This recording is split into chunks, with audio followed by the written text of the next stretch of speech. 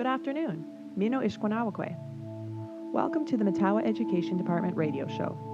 Each week, members of our team will be taking turns sharing a variety of stories, legends, mental wellness strategies, fun learning tips, songs, and an assortment of activities with you. The content of our show will either be delivered in English, Ojibwe, Ojibwe, or Cree, depending on the presenter's language ability.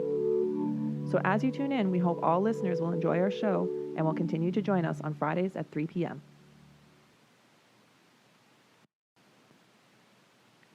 Bonjour, Danielle Nadijnakas. Hello, my name is Danielle, and today I'm going to read you a story.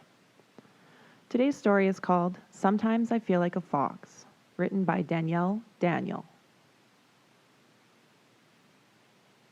Sometimes I feel like a bear, strong and confident. I stand tall and growl and protect those around me. Sometimes I feel like a deer, sensitive and kind. I listen to the sounds in the distance and prance throughout the forest. Sometimes I feel like a beaver, busy and purposeful. I only use what I need and always get the job done. Sometimes I feel like a butterfly, delicate and free. I spread my wings wide open and flutter from flower to leaf. Sometimes I feel like a moose, awkward yet graceful. I move swiftly and silently with a gentle strength and wisdom. Sometimes I feel like an owl, intuitive and discreet. I fly across the dark night sky, always watching and listening. Sometimes I feel like a rabbit, quick and alert. I like to eat my carrots and leap into new adventures. Sometimes I feel like a turtle, slow and quiet. I retreat into my shell to find peace and solitude. Sometimes I feel like a wolf, intelligent and loyal. I surround myself with family and howl into the moonlight. Sometimes I feel like a porcupine, innocent and curious. I have a big imagination and know how to protect myself. Sometimes I feel like a raven, dark and mysterious. I am both messenger and secret keeper and help bring light from darkness. Sometimes I feel like a fox, sly and sharp. I observe all those around me and disappear quickly. Now let's try a fun family challenge. Try and come up with your own animal poems, just like in the book. In the book, the author Danielle Daniel writes about the animals in a certain way. Listen to this example again. Sometimes I feel like a fox, sly and sharp. I observe all those around me and disappear quickly. So you'll notice first she writes, sometimes I feel like a, and then she puts the animal's name, like a fox. Next, she adds two adjectives or describing words. So in this instance, she used sly and sharp. Then lastly, she describes two actions she does that is just like that animal. I observe all those around me and disappear quickly. So if you do all three steps, you'll have your own poem. Here's my example. Sometimes I feel like a dog, playful and loyal. I spend time with my friends and enjoy a good nap. See what you guys can come up with. Here's another story. This one's called Coyote Tales by Thomas King. Coyote sings to the moon. A long time ago, before animals stopped talking to human beings, old woman lived in the woods by a pond. And every evening she walked down to the pond and waited for the moon to come up. In those days, the moon was much closer to the earth, and the light from the moon was much brighter. And when the full moon rose above the trees, Old Woman sang out in a strong voice, "Moon, moon, full moon." And when the moon was a half moon, she sang, "Moon, moon, half moon." And when it was a crescent, she sang, "Moon, moon, crescent moon." One evening, all the animals in the woods went down to the pond just to hear the old woman sing to the moon. "What a beautiful voice," said the moose. "Yes," said the ducks, "but we need a livelier beat." "And a little cool percussion," said the beavers, but doppity-bop bopping their tails on the water. "Do-wop, said the turtles and the frogs. "Don't forget the harmony." So one by one, all the animals joined in with Old Woman and sang to the moon. "Moon, moon, full moon." One evening, Coyote heard Old Woman and the animals singing to the moon. "Pardon me," said Coyote, smiling his coyote smile. "Exactly what are you doing?" "We're singing to the moon," said Old Woman. "Well," said Coyote, taking out his comb and brushing his coat, checking his teeth with his tongue and wiping his nose on his arm, "what you need is a good tenor." "No, no," shouted all the animals. "You have a terrible singing voice." "Yes," said the woman, "your voice could scare Moon away." "Humph," said Coyote, whose feelings were hurt. "Why would anyone want to sing to Moon anyway?" "Moon is our friend," said Old Woman. "She travels all over the world just so we can have light at night." "Who wants light at night?" said Coyote. "That silly moon is so bright I can hardly sleep. Why, I wouldn't sing with you if you begged me." Now, Moon heard Coyote, and the more she listened, the angrier she got. "Okay," she said to herself, "let's see how Coyote likes it dark." And she packed her bags, slid out of the sky, and dove down into the pond. When Moon dove into the pond, the whole world got really bright. "Hey," said Coyote, "how come it's so bright?" And then it got really dark. "Hey," said Coyote, "how come it's so dark?" And when Old Woman and Coyote stopped arguing to catch their breath and they looked up into the sky, they saw that Moon was gone. "This is your fault," said Old Woman. "Moon must have heard your bad thoughts." "Well," said Coyote, "at least now I can get some sleep." As soon as Coyote left, Old Woman called the animals together. "We have to find Moon and get her back into the sky," said Old Woman, "or this world is going to be messed up." "But where would Moon go?" said Moose. "I don't know," said Old Woman, "but we better start looking." So all the animals and Old Woman began searching through the dark for Moon. While the animals and Old Woman were searching, Coyote was trying to find his way home. "I think it's in this direction," said Coyote, and he walked into a tree. "Hey," said Tree, "watch where you're going." "Sorry," said Coyote, "but it's dark." "That's because some fur brain insulted Moon," said Tree, "and she has gone away." "I can see just fine," said Coyote, and he walked into a large boulder. "I'll bet that hurt," said Boulder. "Ouch," said Coyote. "I'm trying to find my way home." "Sure could use a little moonlight," said Boulder. "Never mind," said Coyote. Coyote tried to feel his way in the dark, but he kept bumping into trees and rocks, and slipping on wet moss and tripping over sneaky roots.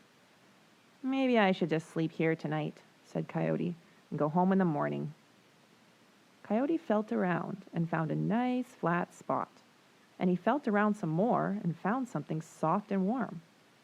"This will make a cozy pillow," said Coyote, as he fluffed up the soft and warm thing and put it under his head. Just as Coyote was falling asleep, the pillow began to move. "Stop that," said Coyote. "I'm trying to sleep." "So am I," said the pillow. Coyote couldn't see a thing, but his nose told him that he may have made a big mistake. Coyote sniffed a little here, and he sniffed a little there. "I hope you're a cuddly sack of garbage," said Coyote. "Try again," said the pillow. "A warm pile of moose poop?" "Nope." "A skunk," said Coyote. "Right," said Skunk, and he sprayed Coyote all over with really bad-smelling skunk business. "Yow!" yelled Coyote, and he jumped up and ran off as fast as he could. He ran and ran and ran and ran and ran right off a cliff. "Oops," said Coyote. "I can't watch." And Coyote closed his eyes and held onto his tail as he fell and fell and fell. And he fell right into the pond. In the meantime, Old Woman and the animals were still looking for Moon, but they couldn't find her. "Did you look in that old hollow tree?" said Old Woman. "We looked there," said the squirrels. "Did you look in the cave?" "Yes," said the bears. "We looked there too." "Maybe she's hiding behind the waterfall," said Old Woman. No, said the deer, she's not there. Old woman sat down on a rock and put her head in her hand. Now where could that moon be? When Coyote opened his eyes, he was at the bottom of the pond. Oh dear, said Coyote, this is embarrassing. Then he noticed something curious. Instead of being cold and dark at the bottom of the pond, it was nice and bright. Said Coyote, this is very curious. Coyote walked along the bottom of the pond a little ways, and there, lying on a beach blanket under a beach umbrella, playing chess with a sunfish, was Moon. There you are, cried Coyote. Go away, said Moon. I've almost won this game. Checkmate, said Sunfish, taking Moon's knight with his bishop. Good grief, what stinks? Never mind, said Coyote. Let's play again, said Moon, wrinkling her nose. Whew, what stinks? Never mind, said Coyote. You have to get back up in the sky. I like it here, said Moon. But you have to get back up in the sky, said Coyote. Have you noticed that you're underwater? Said Moon. Oh boy, Coyote thought to himself. I better get some help. I better get some air. Old Woman and all the animals were sitting at the edge of the pond, feeling glum, when Coyote popped out of the water. You again, said Old Woman. Relax, said Coyote. I've found Moon. She's at the bottom of the pond. Old Woman and all the animals put their heads into the pond, and sure enough, there was Moon playing chess with Sunfish. This is a fine mess you've made, Old Woman told Coyote. Now what are we going to do? So Coyote and the animals and Old Woman sat on the grass by the pond in the dark and thought.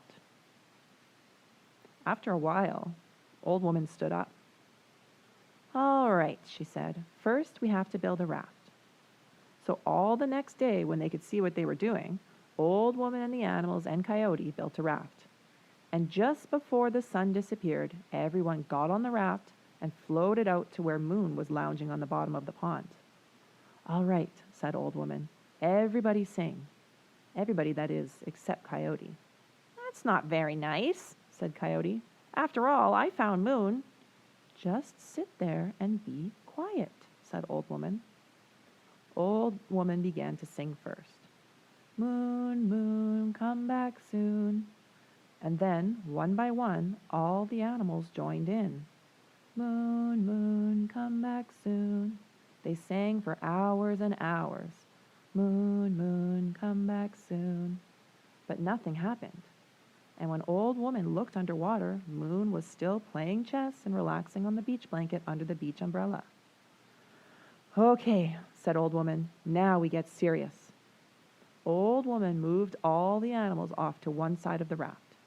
Stop singing, she said, and cover your ears. Okay, said all the animals. Old Woman tried to smile at Coyote. I was wrong about your singing, she said. You have a beautiful voice, and I think if you sing all by yourself, Moon will go back up in the sky. A solo, said Coyote, trying to keep his tongue from falling out of his head. But you have to sing really loud, said Old Woman. I'll sing really, really loud, said Coyote. But, said Old Woman, don't sing until I give you the signal. Coyote took out his comb and brushed his coat. He ran his tongue over his teeth and wiped his nose on his arm. Old Woman sat on the raft with the animals and covered her ears. Okay, she said, closing her eyes. Hit it.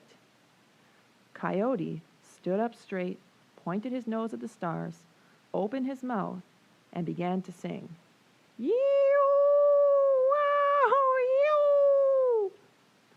Yikes, screamed Old Woman and all the animals. Yee-oo-yo-wow, sang Coyote. Stop, stop, screamed Old Woman and all the animals. It's worse than we thought. But Coyote didn't hear them. He kept right on singing.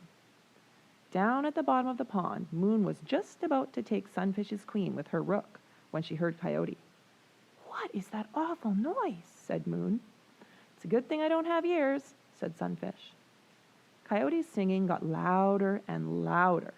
Moon put her fingers in her ears, but it didn't help. "Who is making that horrible noise?" said Moon, and she packed up her umbrella and her blanket and swam to the top of the pond to see what was happening. When Old Woman saw Moon coming to the surface, she yelled at Coyote, "Sing louder!" Just as Moon came out of the water and looked around, Coyote took a deep breath and sang as loud as he could. "Ow! Ow! Ah!" screamed Moon, and she leapt into the sky. "Ow!" sang Coyote. "Eow!" Moon climbed into the sky as fast as she could, trying to get away from Coyote's singing. "Enough!" yelled Old Woman. But Coyote didn't hear her, and he kept on singing, and Moon kept on climbing. Old Woman could see that if she didn't shut Coyote up, Moon would climb into the sky until she disappeared. So quick as she could, Old Woman grabbed Coyote's tongue and wrapped it around his mouth so he couldn't sing anymore. But Coyote's tongue was long and slippery, and by the time she had Coyote's mouth all wrapped, Moon was much further away than before, and the light from the moon was very dim. "Oh dear," said Old Woman, "this didn't exactly work out the way I planned." "Would you please unwrap my tongue?" said Coyote with his tongue wrapped around his mouth. "But I guess it will have to do," said Old Woman. "Anything to keep Coyote from singing," said the animals. But just then, Moon began sneaking out of the sky toward that pond. "Look out! Look out!" all of the animals yelled to Old Woman. "Moon is sneaking out of the sky." Old Woman looked up. Moon was picking up speed, heading for that pond. Old Woman grabbed Coyote's tongue and unwrapped his mouth. "Start singing!" she shouted. "Are you going to wrap my tongue around my mouth again?" said Coyote. "Just sing," said Old Woman. So Coyote started to sing again. "Ow! Ee-ow!" And as soon as Moon heard Coyote start to sing, she turned back and headed back up to the sky. "Well," said Old Woman, "this is a fine mess." "I have an idea," said Coyote. "I'll watch Moon every night, and whenever she tries to sneak back into that pond, I'll sing to her." "Oh, no," said all the animals. "Oh, no," said Old Woman. But it was the only way to keep Moon in the sky. So every evening when Old Woman walked down the pond to watch Moon come up, Coyote sat on the hill and waited. He combed his fur, ran his tongue around his teeth, and wiped his nose on his arm. "Ow!" he sang softly to himself, just to stay in a good voice. "Ow!" The end. Bonjour, my name is Nancy Ritch. I work with the past team at Matawa Education Department in Thunder Bay. Welcome to our radio show. I will be reading my book called No Wi-Fi? What are we going to do?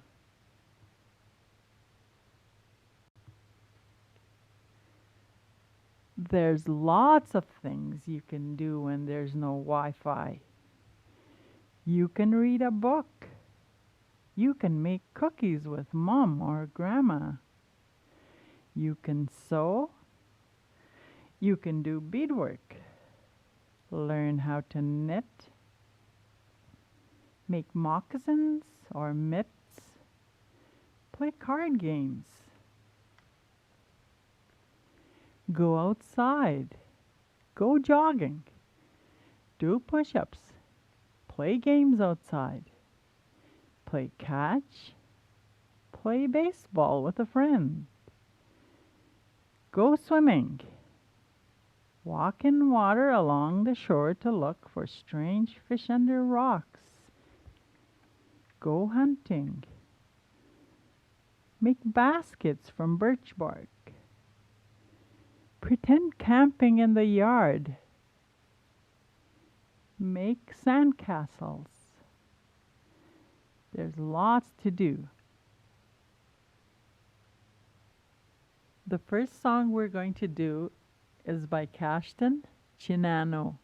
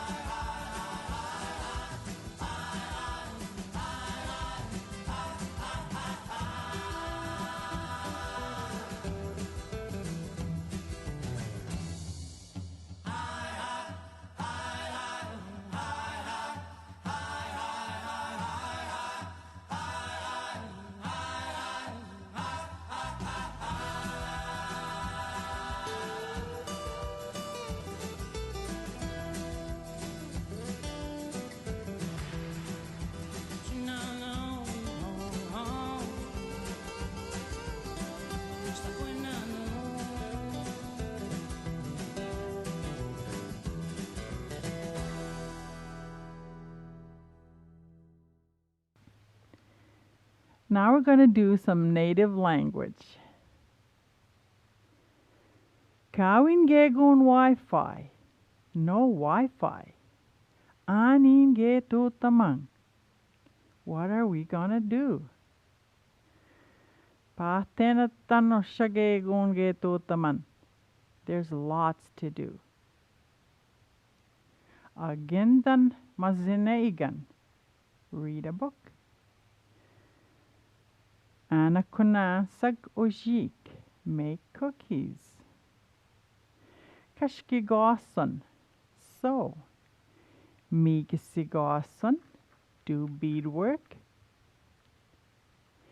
Makaziniken. Make moccasins. Minjikawaniken. Make mitts. Otamenon. Play. Agochingijan. Go outside. Pavambatun. Run around. Pakitechi again. Play baseball. Kabashiman. Go swimming. Nanandomikin again. Look for fish under rocks on the shore. Koshkwebinen. Go fishing. And the winds again. Go hunting. Wigwas makakojitun. Make birch bark basket. Matugane situn. Pretend camping in the yard. Patena tan gegun getutaman. There's lots to do. Kazin again. Clean up. Webe again. Sweep. Wisinin. Eat. Niban. Sleep. Miwe. Miigwech. Now we will play Best Powwow Song I Heard in a Long Time.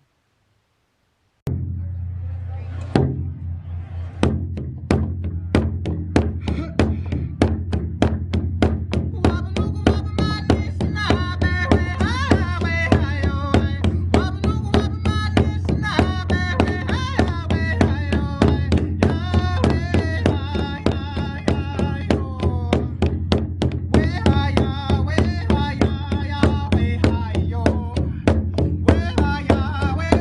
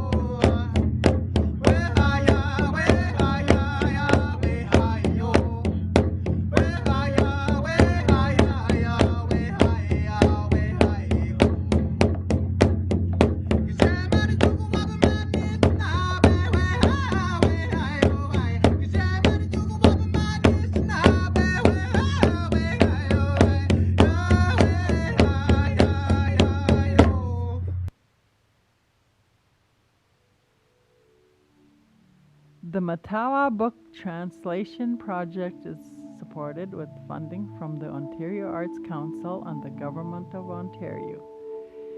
Past staff have worked with community members in Fort Hope, Webikwe, Nibenimik, Nishkandaga, Aroland, and Martin Falls to act as translators for a collection of ready-made, simple children's book into Anishinaabe-Moan, particularly in the dialect of their community. Several new books were also created that showcase community members, students, jobs, and events. These books were also translated into community dialects. A big thank you to our translators. Miigwech kakinawia. Ayangom is yuk. Stay safe.